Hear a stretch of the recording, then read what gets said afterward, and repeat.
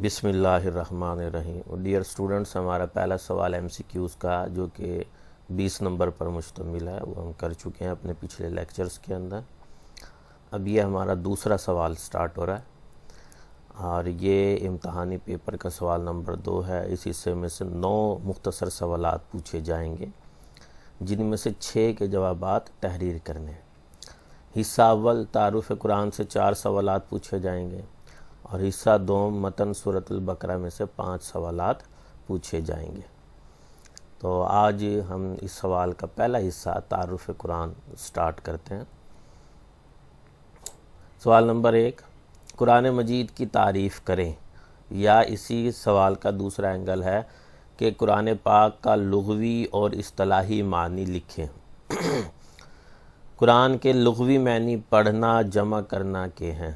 اصطلاح میں قرآن اس کتاب کو کہتے ہیں جو بہت زیادہ پڑھی جائے۔ چونکہ قرآن مجید دنیا میں سب سے زیادہ پڑھی جانے والی کتاب ہے، اس لیے اس کو قرآن کہا جاتا ہے۔ اسماء قرآن، قرآن پاک کے کل کتنے اسماء ہیں یعنی نام ہیں؟ قرآن مجید کے قرآن میں مذکور نام کتنے ہیں؟ اس کا جواب ہے قرآن پاک کے کل 55 نام ہیں جو خود قرآن میں مذکور ہیں یعنی بیان ہوئے ہیں۔ سوال نمبر 3، قرآن مجید کے کوئی 5 نام تحریر کریں۔ یہ سوال اہم ہے، اس پر دیکھیں آپ 3 سٹار لگے ہوئے ہیں۔ اس کا مطلب یہ ہے کہ یہ سوال پچھلے 12 سالوں میں 4 مرتبہ پوچھا جا چکا ہے۔ اسی سوال کا دوسرے اینگلز ہیں کہ قرآن مجید کے 2 صفات نام لکھیے یا قرآن مجید کے 2 اسماء اور ان کے معنی لکھیے۔ اس کا جواب ہے جی الفرقان ہے، حق و باطل میں فرق کرنے والی کتاب ہے یہ۔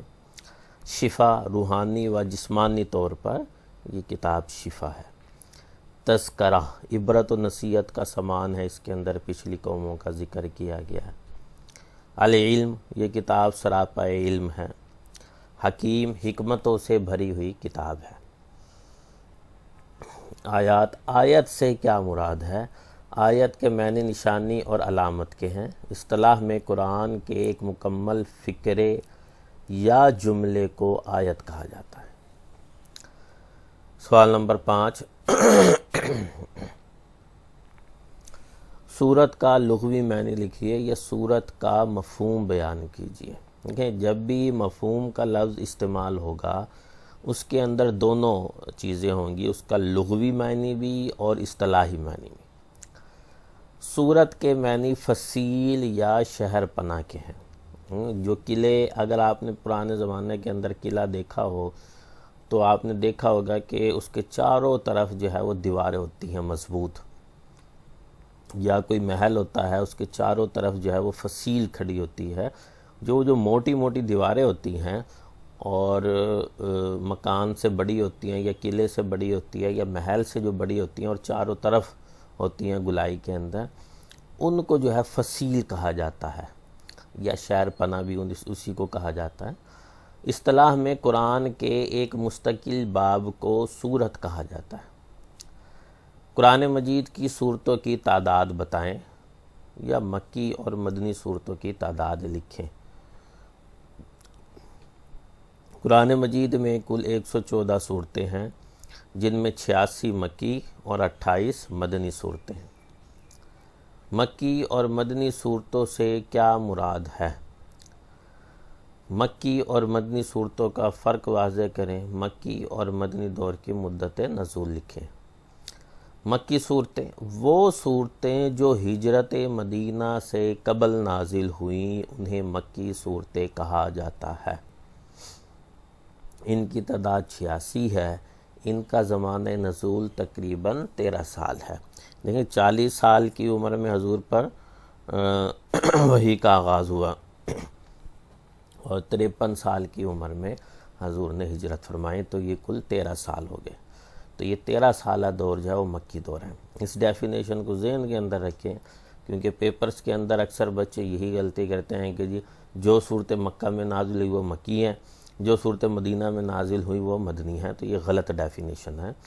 صحیح ڈیفینیشن یہ ہے کہ وہ صورتیں جو ہجرت مدینہ سے قبل نازل ہوئی، اب وہ کسی مقام پر بھی ہوئی ہیں، وہ ساری مکی ہیں۔ ہجرت کے بعد اگر کوئی صورت مکہ کے اندر بھی نازل ہوئی ہے تو وہ مدنی ہوگی۔ تو یہ سارا کنسیپٹ مکی اور مدنی صورتوں کا ہجرت پر ہے۔ ہجرت سے قبل نازل ہونے والی صورتیں مکی ہیں۔ مدنی صورتیں، جو صورتیں ہجرت مدینہ کے بعد نازل ہوئیں وہ مدنی صورتیں کہلاتی ہیں۔ ان کی تعداد 28 ہے۔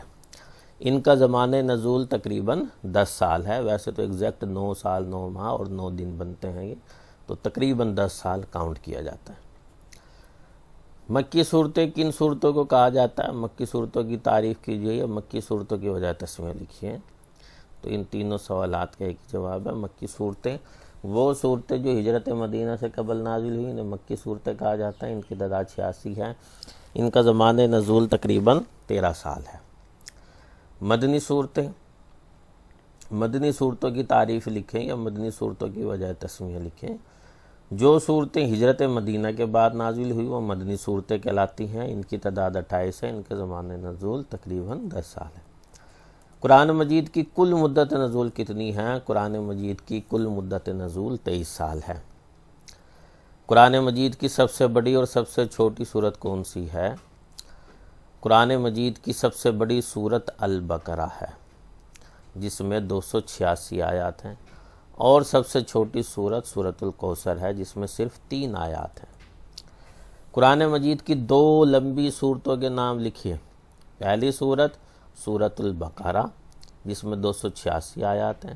دوسری سورت سورت آل عمران، جس میں 200 آیات ہیں۔ تیسری سورت نساء بھی 176 آیات ہیں اس کے اندر۔ سوال نمبر 13، 4 سورتوں کے نام جو پیغمبروں کے نام سے موسوم ہیں تحریر کریں، یا قرآن پاک کی 4 سورتوں کے نام لکھیں۔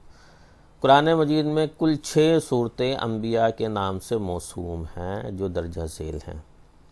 سورت یونس، سورت ہود، سورت یوسف، سورت ابراہیم، سورت محمد اور سورت نوح۔ تو یہ 6 صورتیں ہیں جو انبیاء کرام کے نام سے قرآن مجید کے اندر موجود ہیں۔ سوال نمبر 14 جی بہت اہم ہے، اب اس پر دیکھیں 1 2 3 4 5 6 7 سٹار لگے ہوئے ہیں۔ اس کا مطلب یہ ہے کہ پچھلے 12 سالوں میں یہ سوال 8 مرتبہ جو ہے وہ ملتان بورڈ کے اندر آ چکا ہے۔ مکی صورتوں کی 4 خصوصیات بیان کریں۔ پہلی خصوصیت، قرآنی سجدے مکی صورتوں میں پائے جاتے ہیں۔ دوسری خصوصیت، قصص انبیاء یعنی انبیاء علیہ السلام کے واقعات مکی صورتوں میں ہیں۔ تیسری خصوصیت، یا ایھا الناس، اے لوگوں کے الفاظ سے مکی صورتوں میں خطاب کیا گیا۔ چوتھی خصوصیت کیا ہے جی؟ کہ مکی صورتوں میں عقائد یعنی توحید، رسالت اور آخرت پر زور دیا گیا ہے۔ اور 5ویں خصوصیت، یہ صورتیں اختصار و جامعیت کا حسین امتزاج ہیں۔ اس کے اندر اختصار یعنی چھوٹی بھی ہیں اور جامع یعنی مضمون بھی سارا بیان ہو گیا۔ سوال نمبر 15، نزول قرآن کے مدنی دور کی 4 خصوصیات لکھی ہیں یا 2 خصوصیات لکھیں۔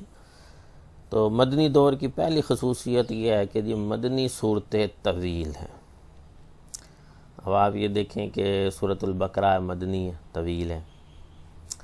اچھا، اسی طرح سورہ آل عمران ہے، سورہ نساء ہے، تو یہ مدنی صورتیں ہیں، یہاں طوالت پائی جاتی ہے۔ مکی صورتیں 29ویں 30ویں پارے کے اندر جو مکی صورتیں ہیں وہ ساری تقریباً چھوٹی ہیں۔ دوسری خصوصیت، جہاد و قتال کے احکامات مدنی صورتوں میں ہیں۔ کیونکہ جہاد 2 ہجری میں فرض ہوا تو سارے جہاد اور قتال کے احکامات جو ہیں وہ مدنی صورتوں میں۔ یہ صورتیں حدود و فرائض کی تعلیمات پر مشتمل ہے۔ ایک اسلامی معاشرہ تشکیل پایا یہاں پر، اس لیے یہاں پر حدود بھی نافذ ہوئی۔ عبادات و معاملات مدنی صورتوں کا خاص موضوع ہیں۔ ان صورتوں کا اسلوب عام فہم اور زبان سادہ ہے۔ وحی کا مفہوم، اقسام اور کیفیات۔ وحی کی تعریف کیجیے یا وحی سے کیا مراد ہے؟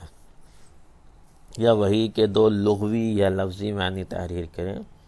وحی کے لغوی معنی اشارہ کرنا، دل میں کوئی بات ڈال دینا کے ہیں۔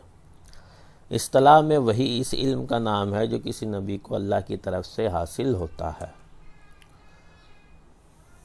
وحی مطلوع اور وحی غیر مطلوع میں کیا فرق ہے، یا وحی مطلوع اور غیر مطلوع سے کیا مراد ہے؟ یہ وحی کی دو اقسام لکھیے، یا وحی کی دو بڑی اقسام کون کون سی ہیں، یا وحی جلی اور خفی سے کیا مراد ہے؟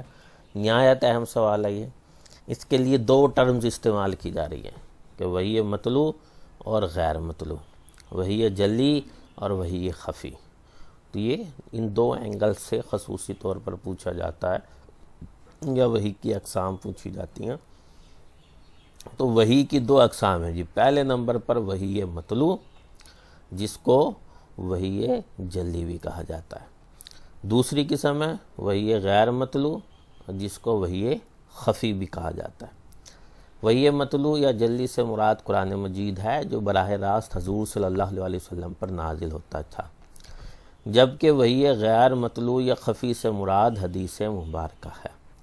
چونکہ حضور اکرم صلی اللہ علیہ وسلم بھی اپنی طرف سے کچھ نہیں کہتے، وَمَا يَنْطِقُ عَنِ الْهَوَىٰ، کہ یہ جو رسول جو کچھ کہتا ہے وہ اپنی طرف سے اپنی خواہشات سے کچھ نہیں کہتا، تو اسی لیے حضور صلی اللہ علیہ وسلم کی باتوں کو بھی وحی کا درجہ حاصل ہے، لیکن وہ وحی غیر مطلوع ہے، یعنی اس کو کوئی فرشتہ لے کر نہیں آیا، وہ حضور اکرم صلی اللہ علیہ وسلم کے الفاظ ہیں، اور جو فرشتہ وحی لے کر آیا وہ قرآن مجید کا حصہ ہے، تو وہ وحی مطلوع اور جلی ہے۔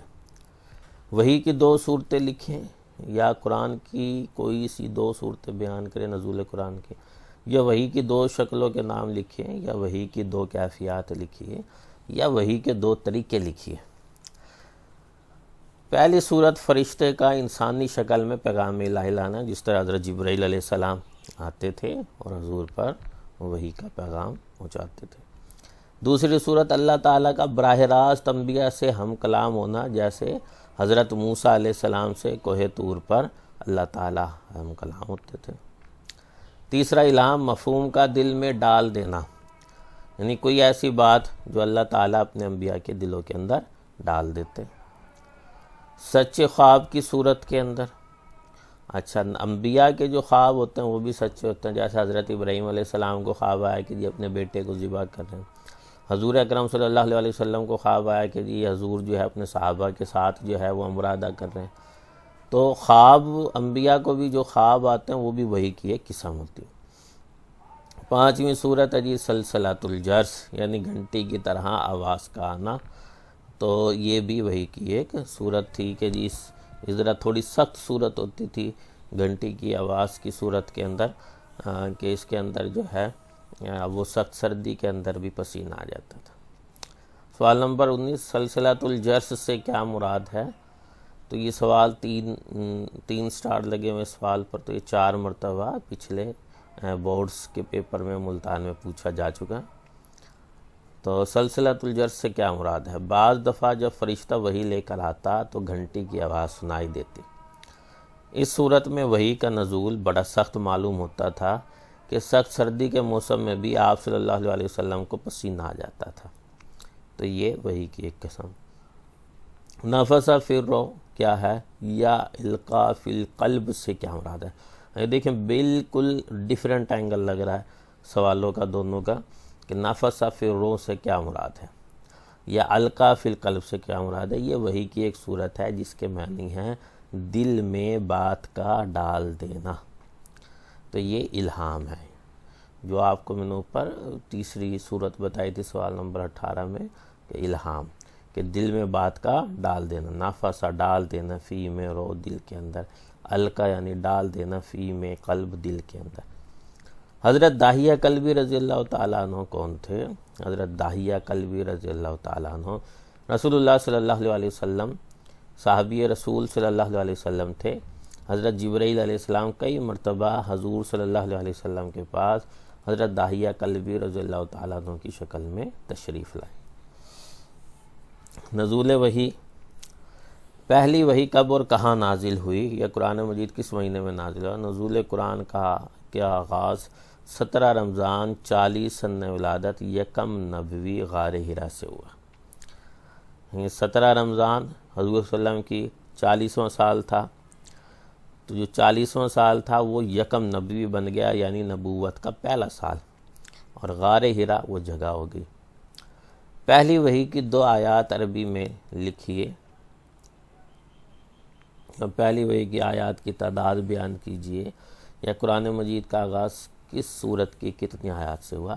پہلی وحی میں سورۃ العلق، سورت نمبر 96، یہ اس کا جو ہے ترتیب توقیفی نمبر ہے، بس نزولی اعتبار سے پہلے نمبر پر ہے، لیکن اب جو ہمارے پاس جو قرآن مجید ہے جس ترتیب کے اندر، اس کو ترتیب توقیفی ہم کہتے ہیں، تو اس کے اندر اس کا سورت نمبر 96 ہے کہ ابتدائی 5 آیات نازل ہوئی۔ کون سی؟ اقرا بسم ربک الذی خلق، خلق الانسان من علق، اقرا وربک الاکرم الذی علم بالقلم، علم الانسان ما لم یعلم۔ پڑھ اپنے پروردگار کے نام سے جس نے پیدا کیا، جس نے انسان کو گوشت کے لوتھڑے سے پیدا کیا۔